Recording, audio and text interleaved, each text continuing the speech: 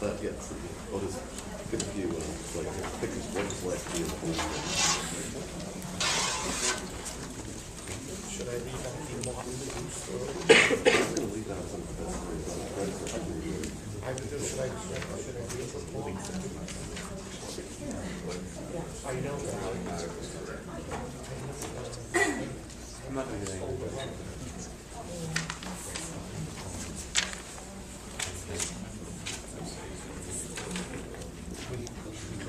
I said go to jail.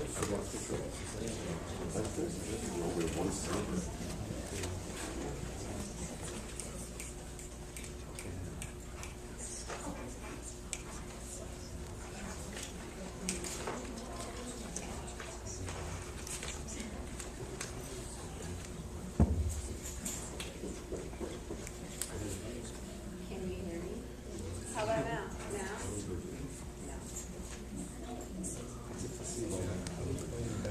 Well, you got a couple other microphones there, maybe.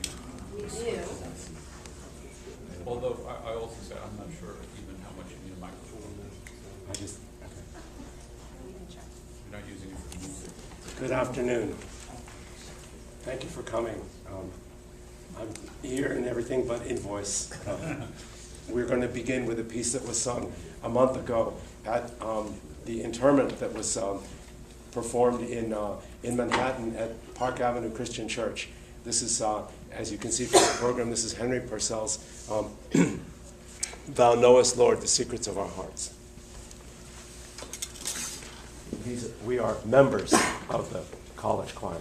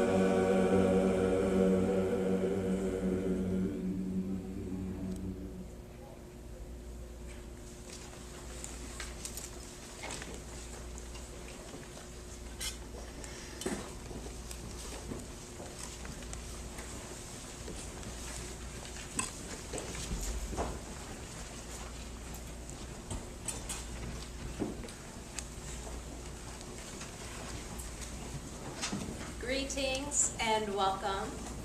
Thank you, Dr. Wesby and the choir. That was absolutely beautiful. As we gather, please let us join in a moment of silence. Feel free to use this moment for whatever you might need, to breathe, to reflect, to slow down, to be fully present, to remember, or to pray.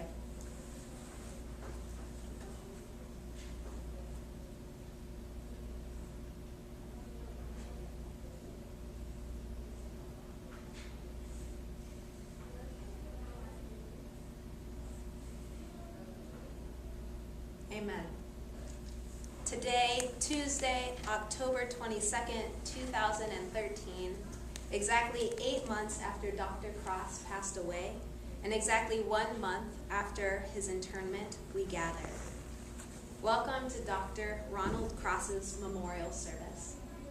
Today, in approximately 45 minutes, with 1 minute each representing a year of Dr. Cross's tenure here at Wagner College, the hope is to remember, to celebrate, and to honor this man who lived life touching the hearts of so many through the music of his own life.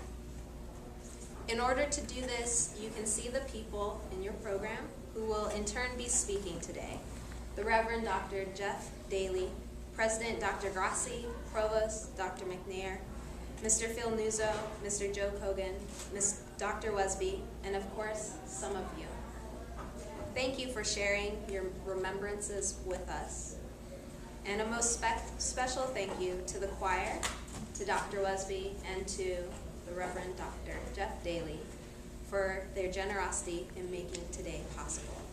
There will be a change in the program today, and so first I would like to welcome Dr. Grassi to share remembrance.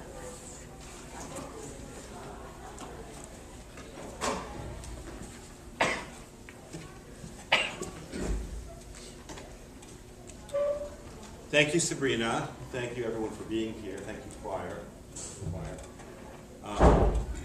Ron Cross was a very special man and a very special colleague. He was a person who deeply believed in the power, the liberating power, if you will, of music.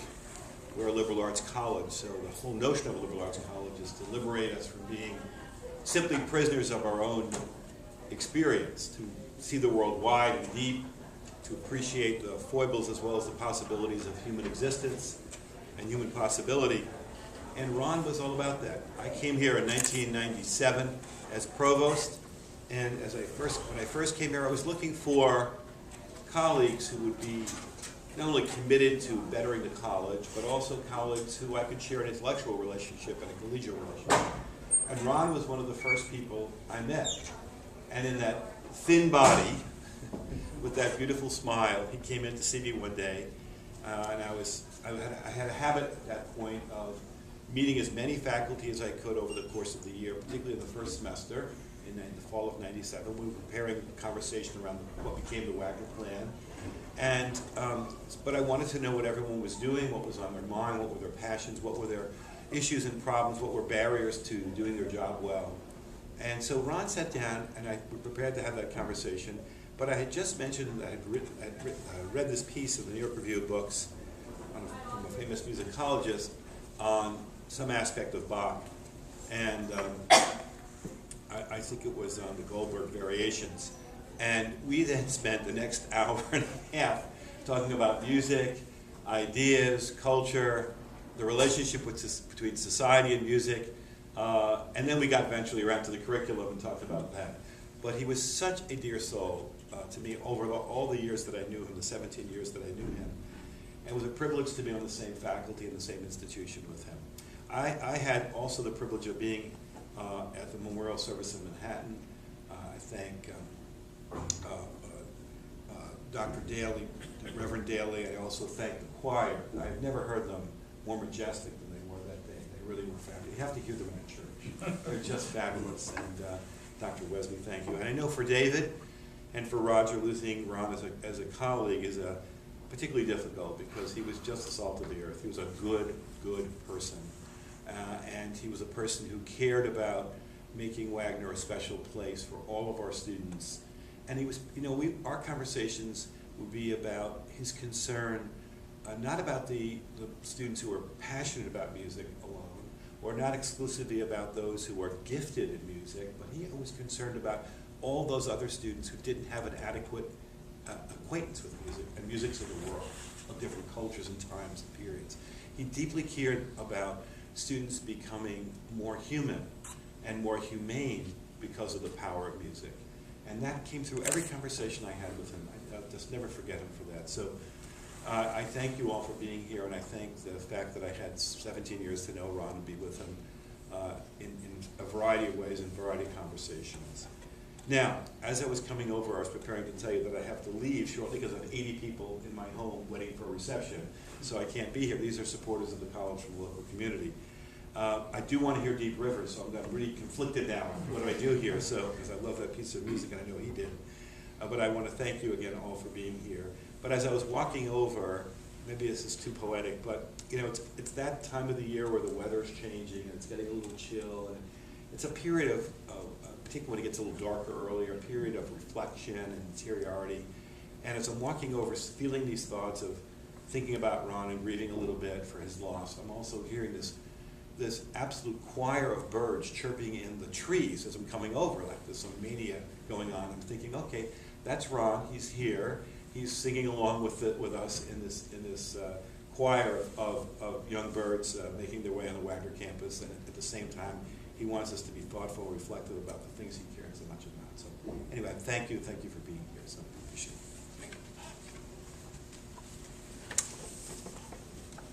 Thank you, Dr. Grassi. Let us now learn a bit more about Dr. Cross. Good afternoon. Thank you for being here. The writer Henry Adams once said, "A teacher affects eternity. He can never tell where his influence stops." Dr. Cross was a teacher for over 50 years, first at Notre Dame College, then at Wagner College. His influence on others during that time frame cannot be adequately calculated, but it was enormous. He was an inspiration to generations of students. He demonstrated firsthand that it was possible to be a world-class scholar and a great teacher, as well as a remarkable performer. A native of Fort Worth, Texas, Ronald Cross came to New York in the 1950s to study in the musicology program at NYU. His primary mentor there was Gustav Ries, but he also studied with Gort Zaks and Dragan Plamenak. American musicology was in a growth spurt then, focusing heavily on early music, and Ron started out in the field assisting Ries with research for the book Music in the Renaissance. He ultimately concentrated on the life and works of Matthias Pipolari. Ries devoted one paragraph to this contemporary of Josquin. Ron expanded that into a dissertation, several articles, and the 3-volume opera Omnia published by the American Institute of Musicology, which has never been superseded. He also wrote the New Grove entry on Pipolari. He based his work on his travels throughout Europe as a Fulbright Fellow from 1955 to 1957, when he studied in Venice, Siena, Florence, and Vienna, examining firsthand the sources of Pipolari's music. Nor was he attracted solely to Renaissance music. He had a wide range of interest in musics of all times and places. A great lover of Bach, he liked to explore the number symbolism in the Baroque master's works. In recent years, he expanded his horizons into American music and opera. In addition to being a member of the American Musicological Society, he also held membership in the Society for Ethnomusicology and loved to listen and to study non-Western musics of different cultures. In 1992, Dr. Cross was chosen to be included in the first edition of Who's Who in the Humanities. His entry in this volume illustrates his passion for the study of music. He wrote, "With the ever-increasing pace of human population and cultural homogeneity throughout the world, scholars in the arts and sciences should redouble their efforts to impress upon all peoples the urgent need for preservation, whether it be the preservation of the natural environment and its plant and animal species, or the preservation of divergent human cultures with their myriad art forms and histories.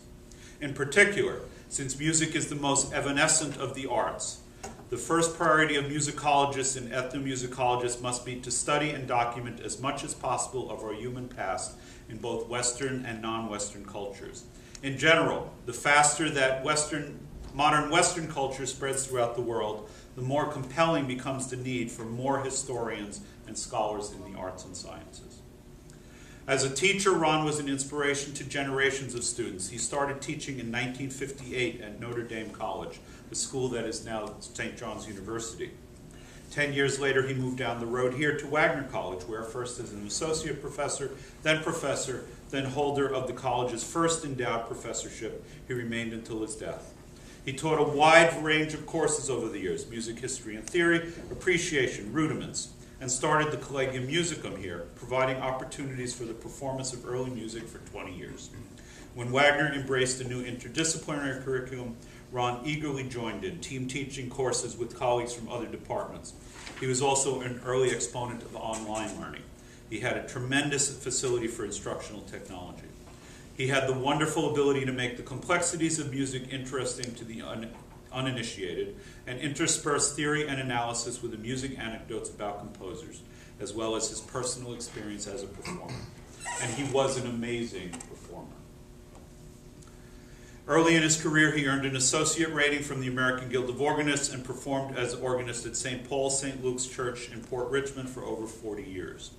For 6 years, starting in 1986, he gave a series of harpsichord recitals funded by the Staten Island Council on the Arts. He also played the viola da gamba, and through his efforts, arranged for the New York Consort of Viols to give annual summer workshops at Wagner College for some years. As director of the Collegium Musicum, he also performed on other early instruments.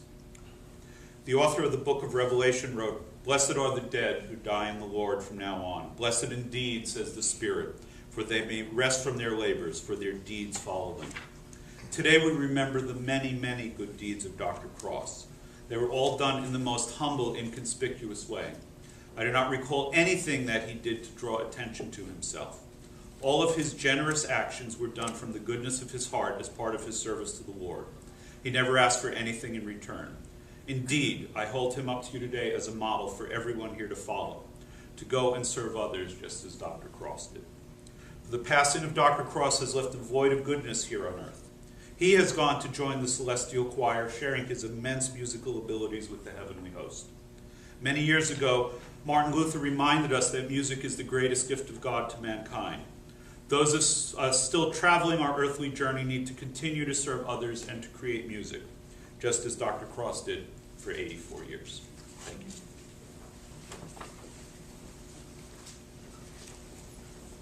Thank you, Reverend Daly. We're now turning to the point in the service where we will have remembrances from certain voices. And to begin that, I'd like to invite Provost Dr. Lily McNair.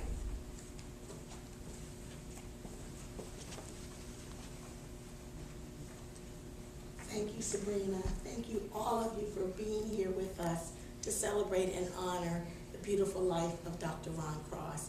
And Reverend Dr. Daly, thank you so much for your biography and summary of his achievements. I only knew Dr. Cross for a year and a half. I did not have the privilege, as many of you did, of being his student at some point during his 45 years at Wagner College. I did not have the privilege of singing with him or attending his concerts, but I did have the privilege of meeting him my first summer at Wagner College. And I have to say, I was reflecting on your comments, Reverend Dr. Daly, and thinking that shone through about Ron in every conversation I had with him. I met with him my first summer here, and we talked about his love of teaching. And remarkably, what I remember so much about that meeting is how Ron talked about how much he loved using technology in teaching and the online platform. He basically said, I just love this. This is exciting. And he talked to me about the different ways that he uploaded different types of musical pieces onto the website, how he assessed students' learning and performance. And he did it with such gusto and love. I was so impressed. I wish that I could do it too.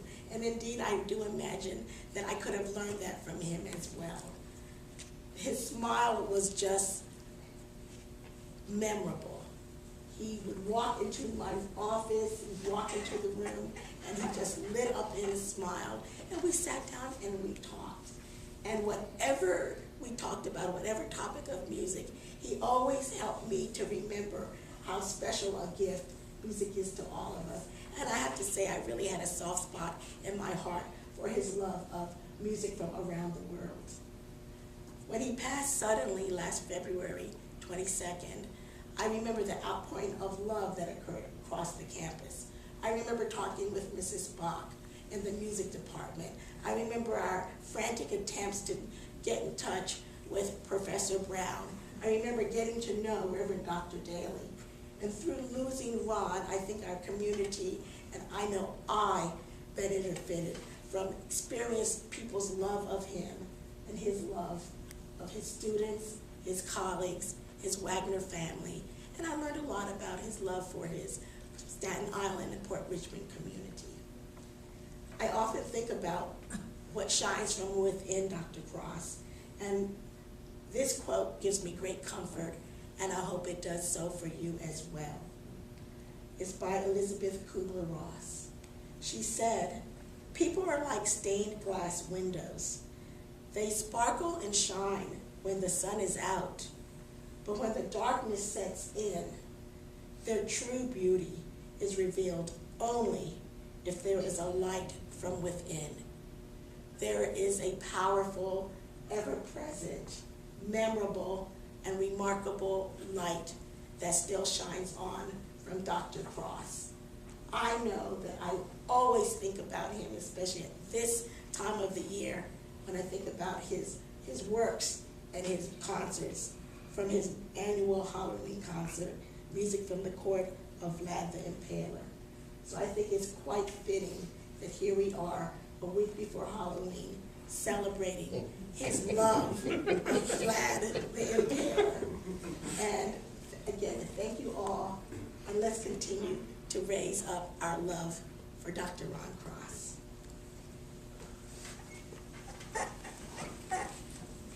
Thank you so much, Dr. McNair. We now turn to the voice of a former student, Mr. Phil Newsom.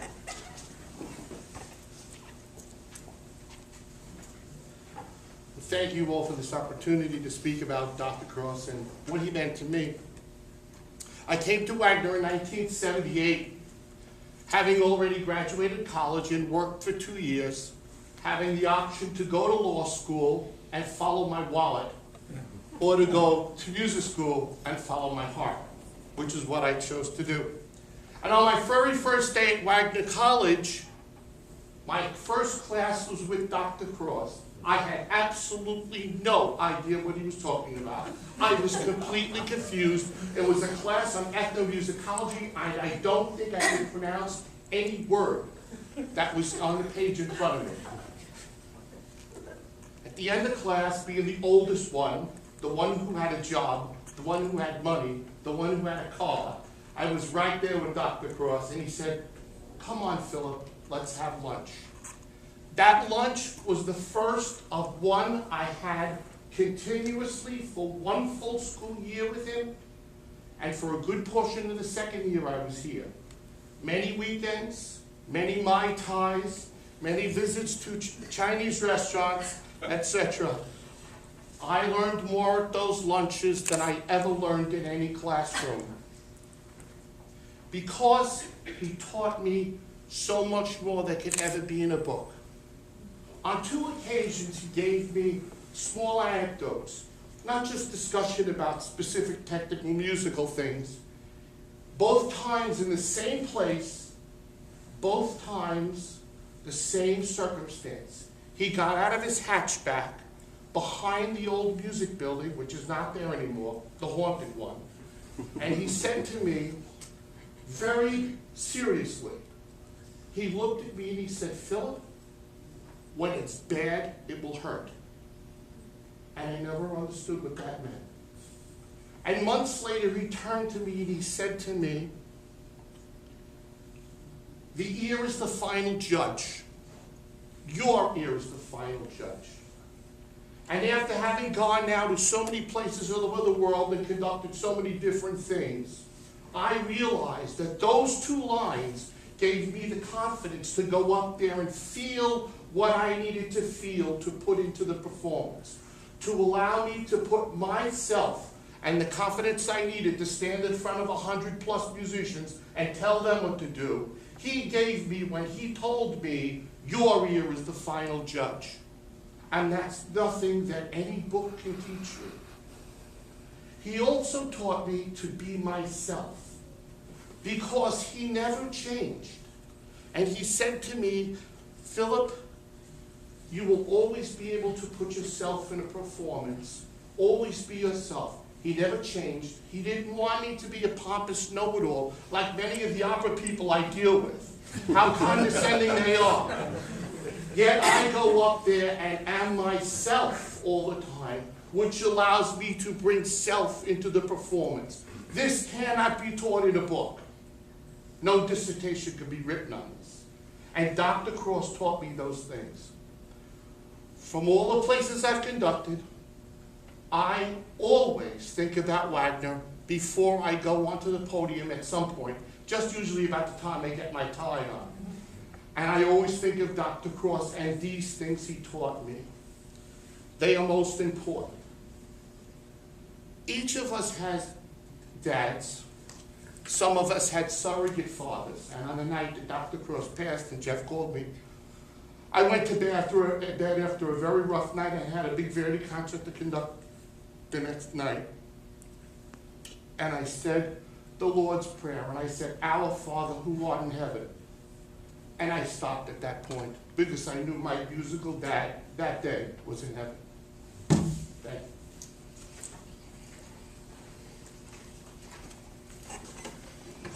Thank you so much for that. Next, we would like to invite up Mr. Joe Hogan to speak as a member of the Collegium.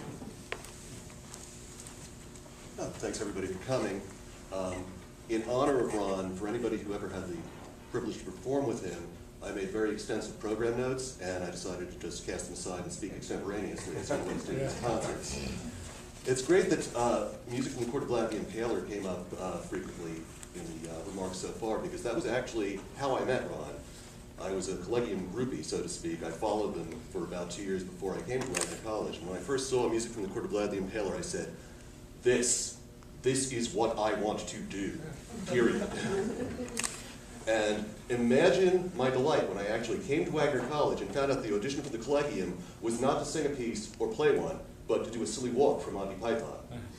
And that's actually a true story, as some of the Collegium members here can attest. But I think the real thing that has come up in other people's remarks here is Ron being a great maven at music technology and a great lover of it and a great expert at it. And it's true that he was. And that's because of his incredible love of learning. When I first came to Wagner, we had a mainframe computer and little terminals in the computer department. During the 90s, of course, computers mushroomed, personal computers. And about a dozen years ago, I took Ron to get his first computer. He had no idea what to do with it. Within a year, he was an expert on every aspect of music technology and running the music department website. There's really absolutely nothing you can say about his great capacity for learning except that he loved it incredibly and instilled that in everybody that ever was a student, a pupil, a colleague, or a friend of his. And I thank him so much for that. Thank you, Ronald Cross. Your spirit is here with us always.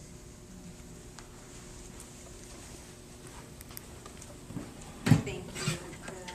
Next, we would like to welcome Dr. Wesby, the voice of a colleague.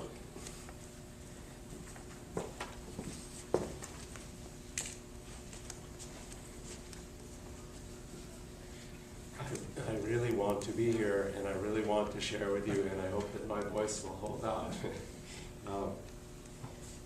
There have been many really wonderful and inspirational things said, and I actually just wanted to sort of conjure up Ron as I knew him as a friend who I saw daily in the hallways and that sort of thing. When I think of Ron, the first thing I think of, and I think this was reflected in several comments that came out as people were sharing right after his death, first thing I think of is kindness. He was just such a mensch, just such a kind person. He was mild-mannered in the very best sense of that expression.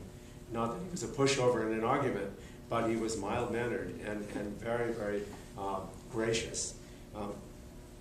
He was a Lutheran church organist. But to me, the vibe that I got from him was very Zen. He was very, very calm, and he was very kind of open to the future. He used to love to say, well, let's see what happens. And he had this smile that many of you have mentioned, this beneficent smile that just would open up and just sort of cover any situation. He was frugal. He dressed conservatively, except for the occasional Yankees baseball cap, and inexpensively. And he drove an economy car. But he got up at 4:30 in the morning to watch the Asian stock markets and to follow Russian oil.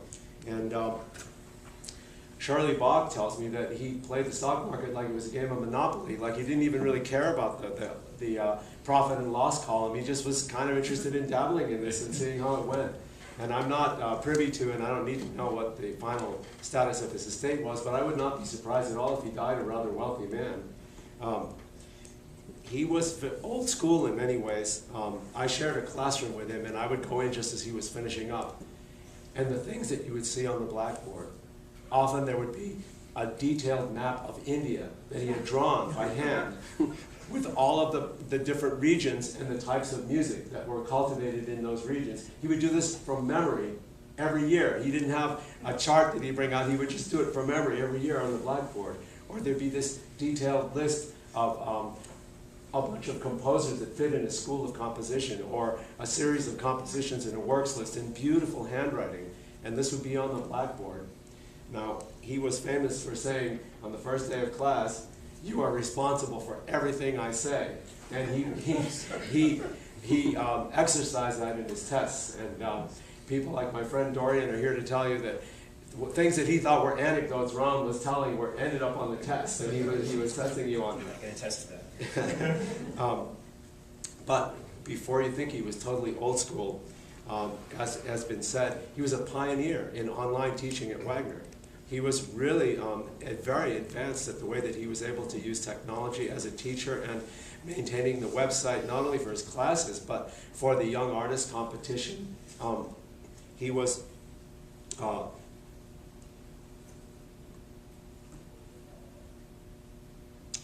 also not afraid of change. When the Wagner plan came along, I had a colleague, the youngest of us, who completely opposed and almost denounced the Wagner plan, but Ron dove right into it. He completely embraced it, and he really enjoyed teaching with different colleagues and working in a very, very ample liberal arts framework. He felt so at home with that.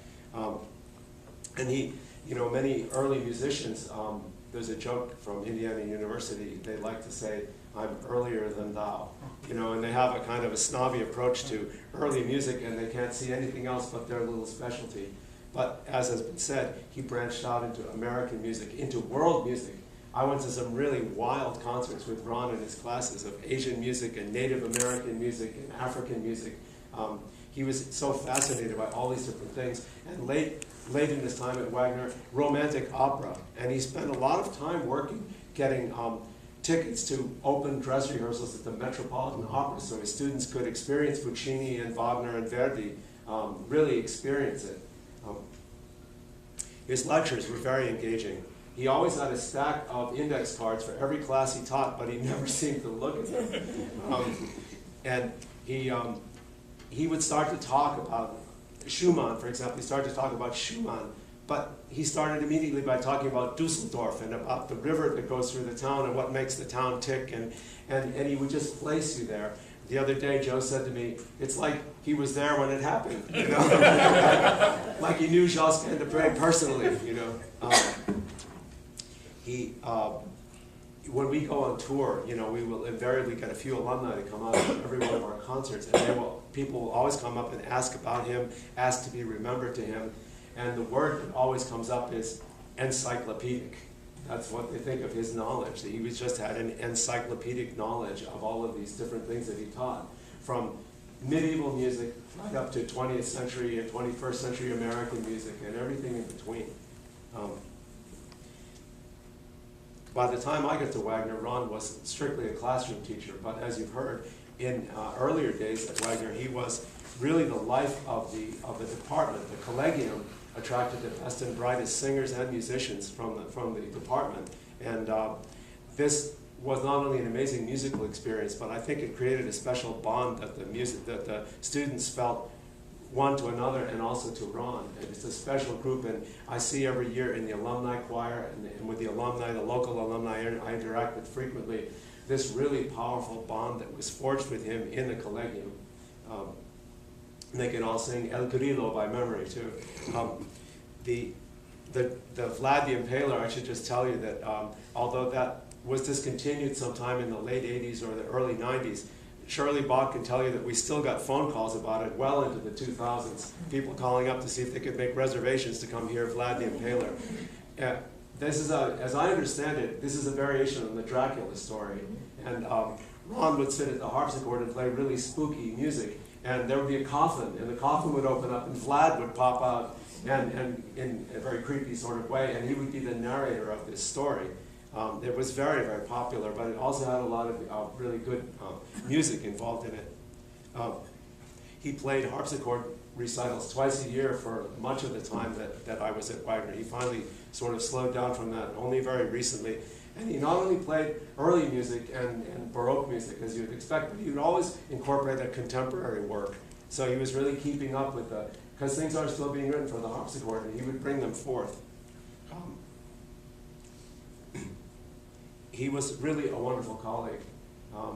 We would pass in the hallway, and we'd exchange some sort of pleasantry, and one of us would make a remark, and we'd start talking, and we would talk about music and politics and costumes and cultures all over the world, and baseball and PBS mysteries, and the next thing we know, we found that over an hour had passed standing there in the hallway, and we'd go, oh my goodness, I better get back to, we took bus trips with our classes to concerts, and I would always sit in the front, these loud, rattly old school buses, and we would talk. One time I remember we were crossing the Verrazano Bridge, and he started talking about the chord progression in Mendelssohn's Wedding March, because as a church musician he had to play this wedding march. And that thing went on. I don't know, it led from one thing to another to another. And next thing we knew, we were in Manhattan, and we were talking about this. We went up to the third floor of Barnes & Noble and got a coffee. We came back down. We walked to Lincoln Center. We were still talking about Mendelssohn and chord progressions, and it was just amazing to hang out with him and to talk about this. He could talk about pretty much anything, really knowledgeably.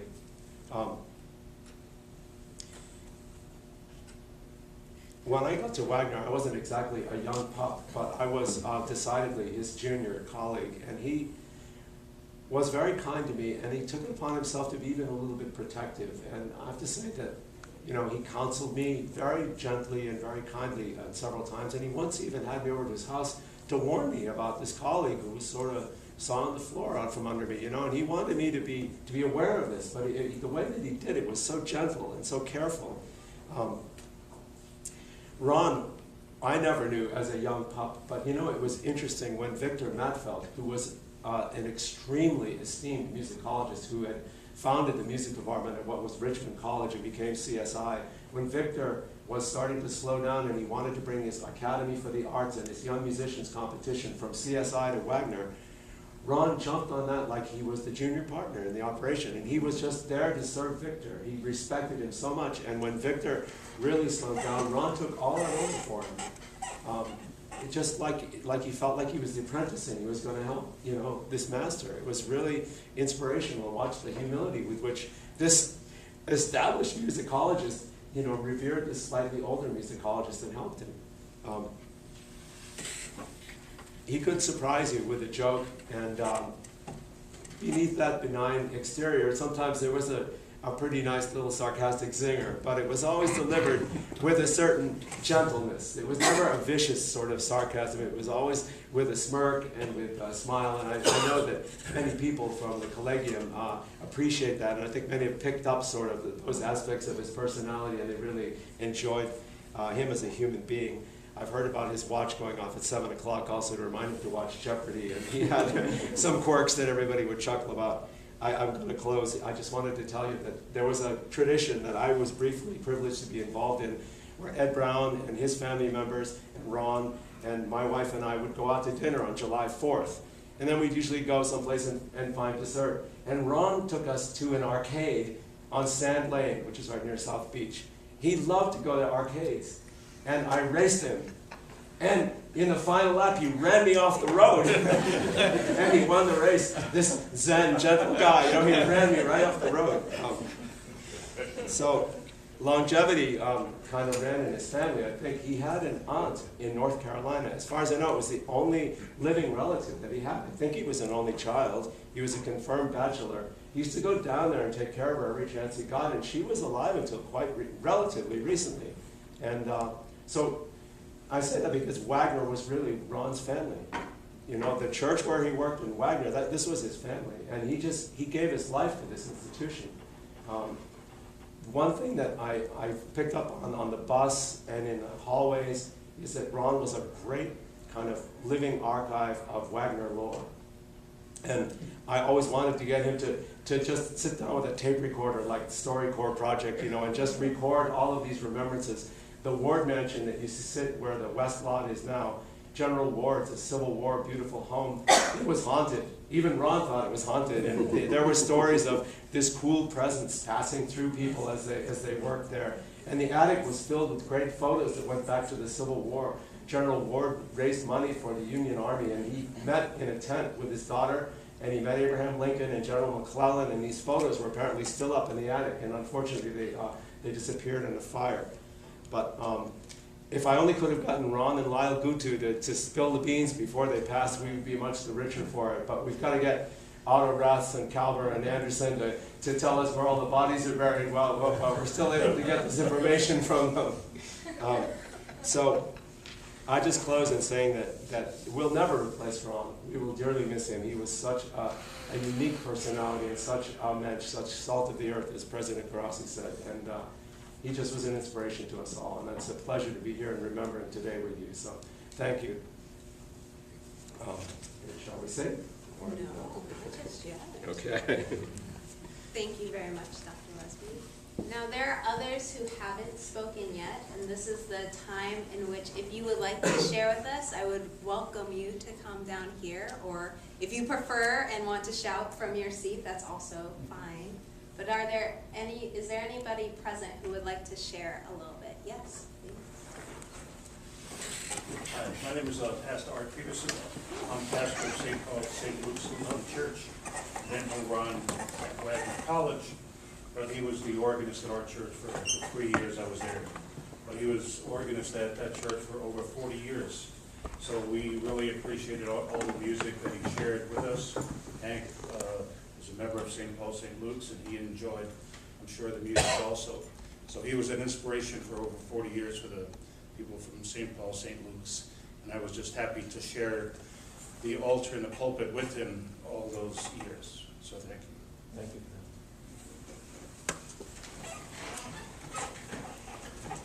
I would say so. I'm going to sit down. Foot still hurts. So I'm Ernie Jackson. I'm a former student.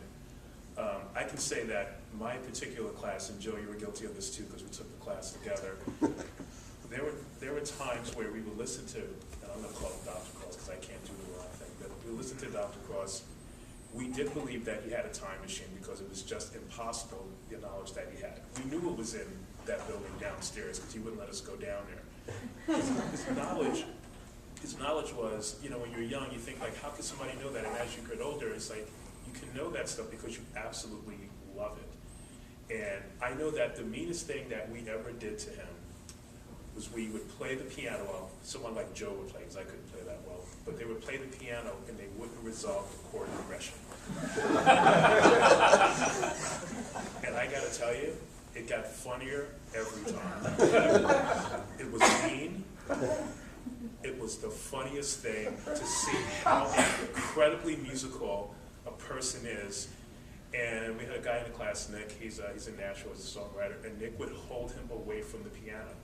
He would block him from resolving the progression, no matter how difficult it got. And some people would do very complex ones, you know. And there I am sitting, it's like, I don't know why this is the funniest thing, but this is kind of mean, but God, is it funny. So that just taught me about the musicality thing. But when it came to the technology thing, it was astonishing. Not in a way that, oh my God, I can't believe he knows this stuff, but he knew things that I didn't know. He taught me things. And when we did the young musicians competition, and I have Anthony here to attest to this, I learned so much more about being a musician because of how he set the competition up so that the students who were competing from anywhere would learn something from it, not just come in and get judged, but actually learn something. And I watched these kids who clearly didn't watch TV, who clearly didn't have video games, who actually loved music and was blown away. And we would sit in the lounge and talk about the amazing violinist, the amazing pianist, the amazing vocalist. And it was always a great conversation. So when Dr. Westby talks about the conversations in the hallway, there's Ernie and Dr. Cross over a Subway sandwich talking about, the 13-year-old who just killed on a Rachmaninoff piece on the piano. And that was our conversation. And I know that I grew here. I have Ed Brown to thank for that too. But, sitting with Dr. Cross in orchestration was legendary. And I think that was the beginning of me getting better as a musician here, and then continuing to help him with the Young Musicians Competition afterwards. And I loved it, and I think I made him proud when I did a few things. But the greatest thing I do remember is that, like Roger said, when I came here, he was welcoming. He warned me that Beethoven was going to be loud. When we went to see the concert at CSI, it was loud. And when there were students who were kind of like new to college but were scared, the way that he worked, because he was department chair, the way that he worked with them to get them to stay was absolutely amazing. And you would never think that, and say, well, if they want to go, why don't they go? No, it's important that they stay. It's important that we have them here. And it wasn't a money thing. It was a quality of musician that he saw, that he said, no, this person has to stay here. We're going to work with them. We're going to change their dorm. We're going to do this.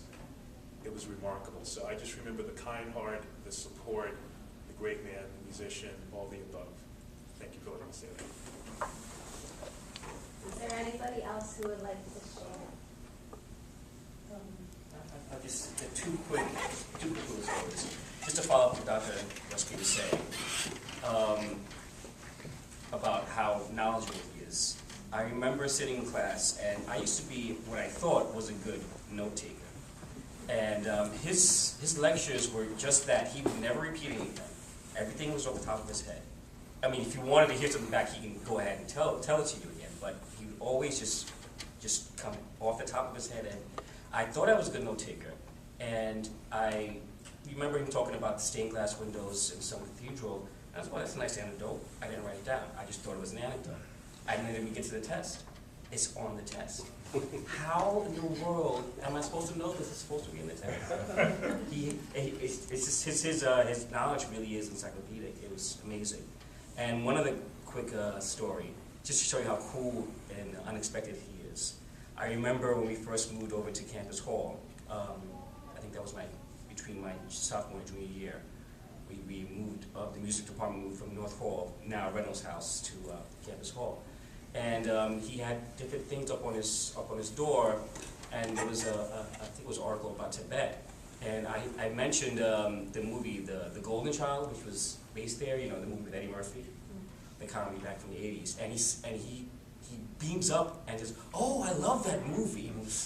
It took me totally by surprise that this man would love such an obscure 80s Eddie Murphy comedy film. It was just, it made me think he was so much cooler. It was such a great moment, so that's it. Any other story? Yeah, I'd just like to add that the whole idea of everything is on the test was quite true, and that Ron didn't always give you 100 questions with the fill in the blanks. What I got for the third semester of music history was a paper that just said Bach on the top. And your task was to write everything you knew about Bach's life and music on as many sheets as you could fill in the hour you had. We're going to do anecdotes, okay? And there's a lot of them. He said to me one day, he said, "I need a favor. I want you to fake being a carpet cleaning company. Take your car, go to the president's office and say you're here to pick up the rug to be cleaned." What? He says, "Go get the rug that's in the closet in the president's office. We need this." I says, well, how, he says, just go. So I got one of the guys from the class, Bob Failu, who's a dentist now, I think.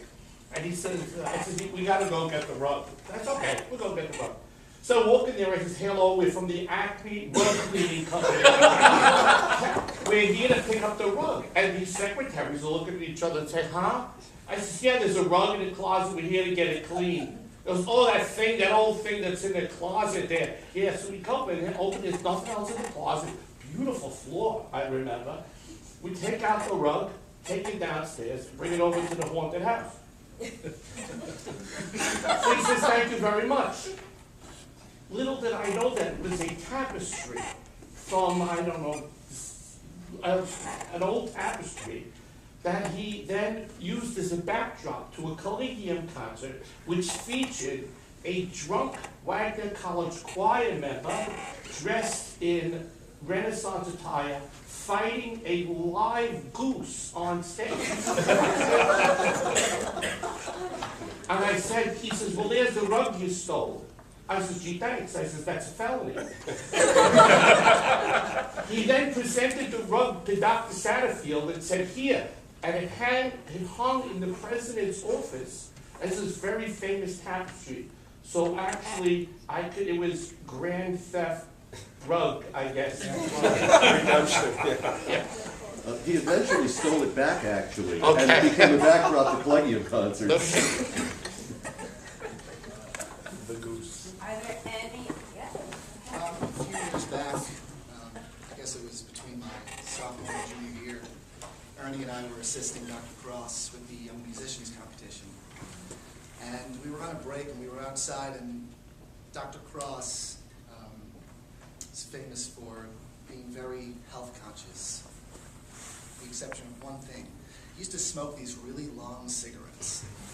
And we would see him walking around campus, shuffling around and smoking his cigarettes, and Ernie and I got to talking with him, and he started going off about, oh, I got this really great tea imported from China, and it's organic, and going off, and Ernie goes, but Dr. Cross, you're telling us about all these, being health conscious and drinking this particular special tea, and you're sitting here smoking a cigarette. And he goes, I know, isn't it terrible?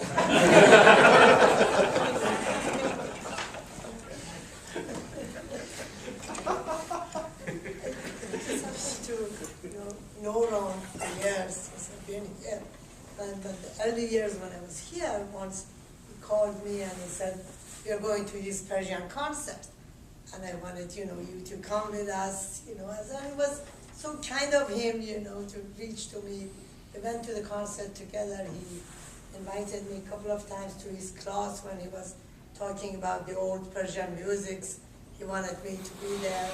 I didn't know much about music, but he strongly believed that math and music are very much related to each other. A mathematician can learn music well.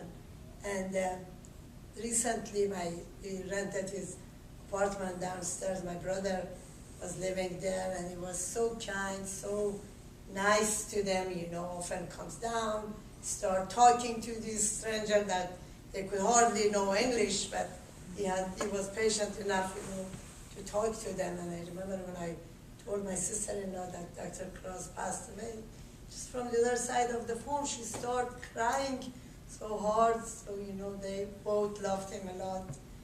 And I'm always thankful for him for being so nice to them. It was funny, when we were giving him the check, my brother is so organized, not like me. He was telling me he did not cash this check. So I would tell him, Dr. Cross, did you cash the check? He said, oh, I don't remember. Maybe I lost the check, And then Dr. Daly knows afterwards they found so many checks that he didn't cash, so we had to give him another check. He was just so not paying any attention, So I was so glad that I get to know him and be here for him. Thank you.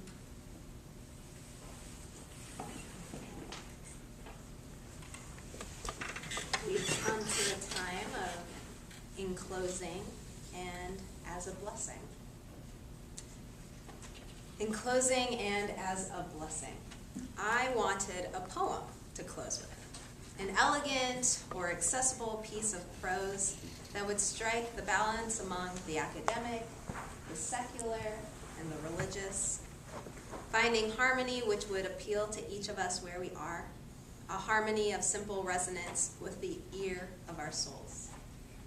That is what I wanted, but alas, I could not find it. As I thought about a closing, one word really stuck out in my mind, and it's a word that also Dr. McNair mentioned. It was love.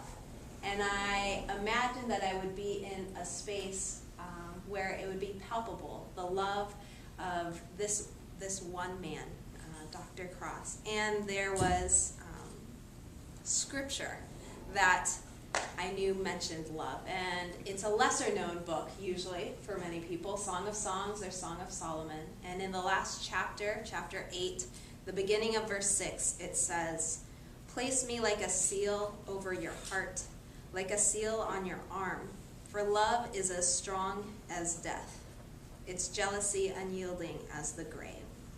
I found that imagery to be powerful, and the line that really spoke to me was, "For love is as strong as death." I might offer that perhaps if love is as strong as death, we find that it has conquered it, for death has not won. Dr. Cross is not here, but clearly his love lives on in all of us, as well as in the love we share to others. Also, in just thinking about what would be appropriate, there is the next door neighbor of the Song of Songs book, Ecclesiastes, a commentary on life, really. And in most of chapter 3, which I will share, I thought it might be appropriate, considering this man who gave so much of his life to his work, to music, and to us. And it seems as though he enjoyed that he took great pleasure in being kind, but in loving music and knowing as much as is possible. So much so that something that would be designed for a test would come through as an anecdote because he was so familiar with it. So most of chapter 3 reads as this: "There is a time for everything, and a season for every activity under heaven, a time to be born and a time to die, a time to plant and a time to uproot, a time to kill and a time to heal, a time to tear down and a time to build, a time to weep and a time to laugh, a time to mourn and a time to dance, a time to scatter stones and a time to gather them, a time to embrace and a time to refrain, a time to search and a time to give up, a time to keep and a time to throw away, a time to tear and a time to mend, a time to be silent and a time to speak, a time to love and a time to hate, a time for war and a time for peace. What does the worker gain from their toil? I have seen the burden God has laid on humans. God has made everything beautiful in its time. God has also set eternity in the hearts of humanity, yet they cannot fathom what God has done from the beginning to the end. I know that there is nothing better for humans than to be happy and to do good while they live, that everyone may eat and drink and find satisfaction in all their toil. That is the gift of God." I will end there, as it seems that that is exactly what Dr. Cross was able to do in his life here, and what his life lived invites us to do as we continue living. That is the closing and a blessing, and we will now welcome the choir to sing us out.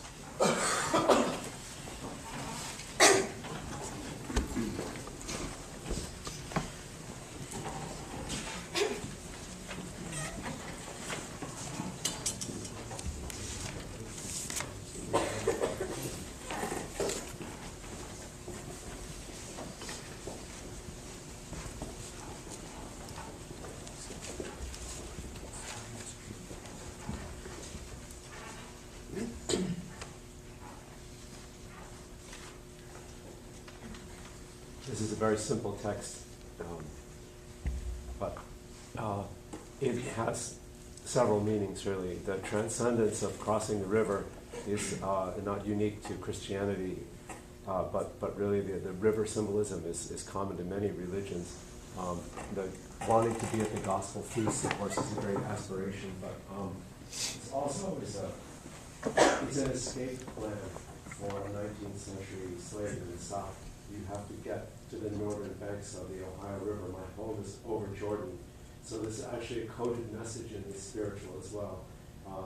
These simple words and this simple melody are so deep and so meaningful, and they continue to be so even in the current age.